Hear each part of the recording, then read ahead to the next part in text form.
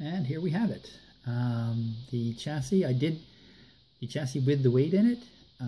All I did was mix some up, and I actually put it on the weight and pressed the weight down into the chassis because I knew the weight was a nice snug fit into that little opening there.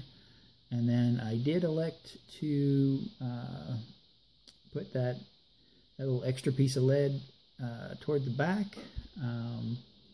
If you want to get into theory a little bit here, you really want most of your weight right in front of your axle, and the idea is you don't want it behind the axle. That can cause some instability and stuff coming down off the hill when you hit the transition.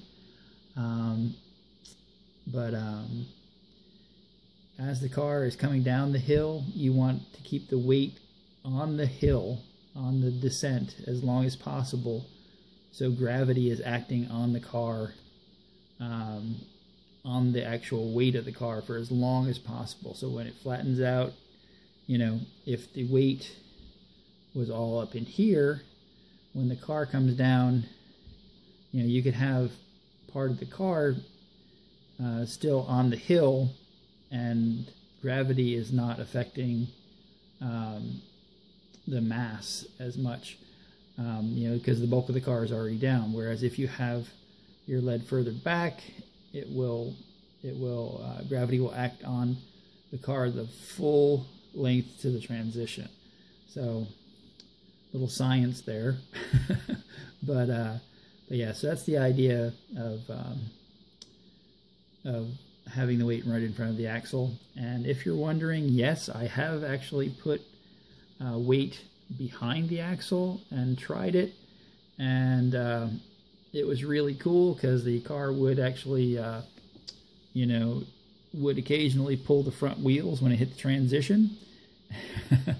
But it was way skittish. I had done two cars very similar, one with the weight in the pan like this one, and one with the weight way in the back of the car. And like I said, the car actually would get kind of skittish when it hit the transition to the flat.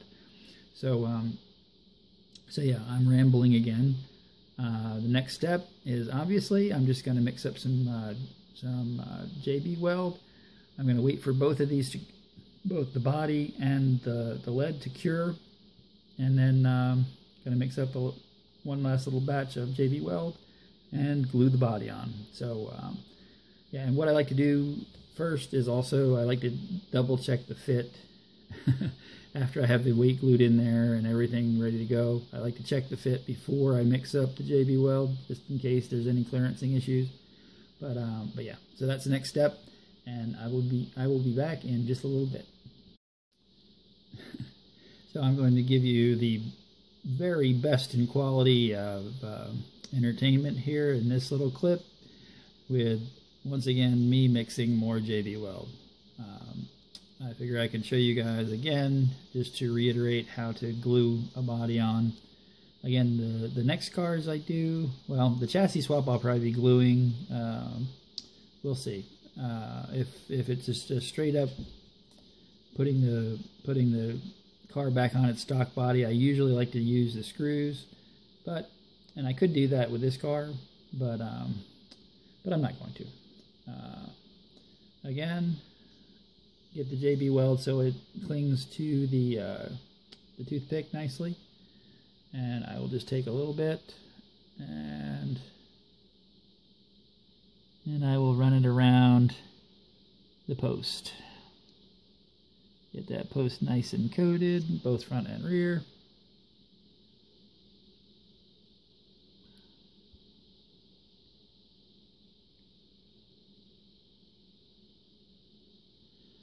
And take some more, and as I've said before, I will just put a dollop right over the hole on both the front and the back.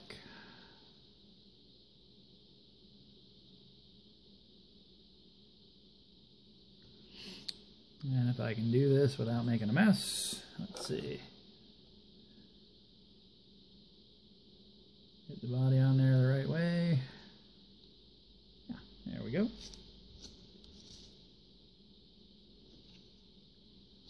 Put that aside. You can see, got two nice little buttons of JB Weld that push through there. Let's take that and just kind of smear it around that opening, just like I did with the 55 Chevy. And again, if you were to just put the body on and then put JB Weld on top of the, on top of the post, you're really not going to get a very good bond. I've seen a lot of guys do that. I've had to repair a bunch of cars like that, hosting events. It's just, you think it's going to hold, and it does hold really well under normal conditions, but then when they're racing, it puts quite a bit of strain on them. When, even, like on my track, I just use like an old sweatshirt for the end. But yeah, it's a lot of force involved. So that's how you leave your car. Now, since I just glued in the weight also, what I'll do is I'll wait for the posts to cure, and then I'll flip the car back over, because I've got, as it is right now, I've got lead hanging, lead that I just glued in 15 minutes ago hanging from the chassis. So I'd rather just flip the car over once these areas have set up. So I will be back with just a little recap, and yeah, and that's it. Okay, and here we have it.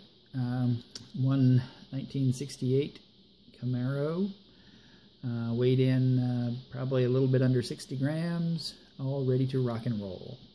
As you can see, the axle tubes do lower the car down pretty nice, and it does have a pretty cool stance with the wider track. So it's pretty cool.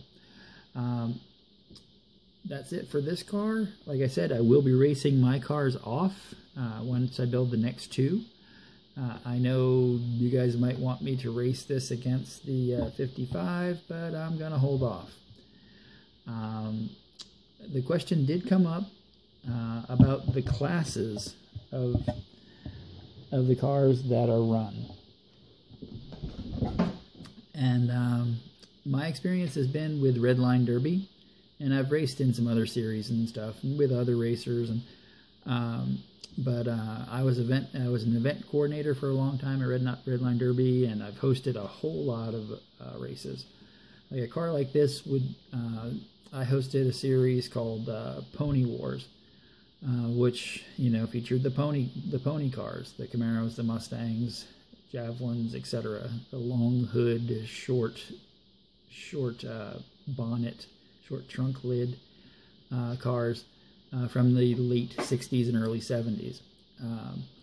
And whoever's hosting will set the parameters. Quite often the 57 gram, which is 2 ounces, is how that started. The 57 gram class is generally a good, is what a lot of guys run. But it's up to the person running. If they want to run a 150 gram limit, they can do that. Whatever the host wants to run. Some of the events like King of the Hill, or King of the Mountain, I should say, and the Modified Madness over on Guitarded and Broke. He runs weight classes under 100 grams, 100 to 200 grams, and then over 200. So he has classes where the King of the Mountain, it's just wide open. Any wheels, any weight, whatever you think will work. But if you want to get a good idea what the racing on Redline Derby is like, there's a series that's starting this weekend. It's the racing will be held tomorrow, I believe, for the Mustang Summer event that League of Speed is hosting. There's going to be, I think, 12 races in 12 weeks over the summer at 12 different tracks. And that will give you a really good insight into what's going on. I have if you want to follow along, I have a couple cars in that race, so so you can follow along, and maybe the positive vibes will help my cars out. I generally just I hope my cars are competitive and in the thick of things, but there are some guys out there that are really on top of their game and are really tough to beat. So hats off to them. I hope they all do well.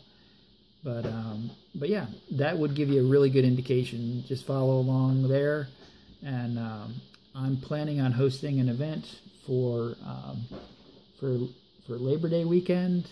It's going to be based on the U.S. Nationals, which is the biggest drag race of the year, and it's held in Indianapolis every year. I hope to have my track moved and up in the garage by then, and it will be the inaugural event at its new location.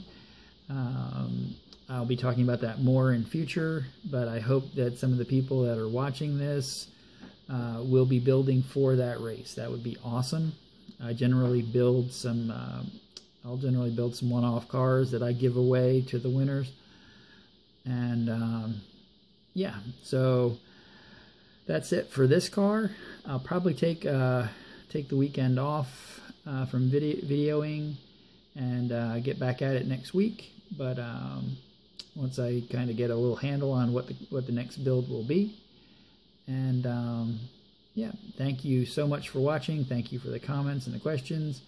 And again, this is Chris, known as 72 Chevy C10. I will see you in lane 2.